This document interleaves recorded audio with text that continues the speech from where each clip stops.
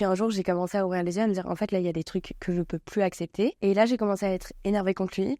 Je me rappelle un jour, j'avais regardé sur internet, genre, tu sais, comment ne plus être reconnu par la loi, par son père et tout. Enfin, c'était parti loin, tu vois. J'ai essayé de mettre un discours en place, sauf que quand t'as un père qui, dès 9h du mat, tu vois, est bourré, tu peux pas lui parler. Pas trop de conversations sérieuses à avoir. Tu peux pas trop. Donc, avec les années, j'ai essayé de vraiment l'aider. J'étais en mode, en fait, c'est mon père, même s'il fait les choses mal, c'est un parent et lui, il apprend aussi. Enfin, tu vois, on est parents, comme nous, on est enfants, on n'a pas de tuto. Du coup, j'étais en mode, essaye de prendre sur toi, c'est une maladie qu'il a. Essaye de vraiment être là. J'ai vraiment tout donné pour l'aider. Sauf qu'au bout d'un moment, genre, c'était trop. Je voulais le sauver, sauf que tu sais. On peut pas sauver quelqu'un qui ne veut pas être sauvé. On peut pas, c'est ça. Du coup, en emménageant à Paris, je me suis vraiment distancée de tout ça parce qu'avant, je sortais jamais parce que je voulais être avec mon frère pour pas qu'il soit seul. Et du coup, j'étais plus dans cette sphère où tout le temps il y avait quelqu'un d'alcoolique avec moi. Déjà, ma santé mentale, elle allait trop mieux. Parce que tu sais, j'avais pas ce poids.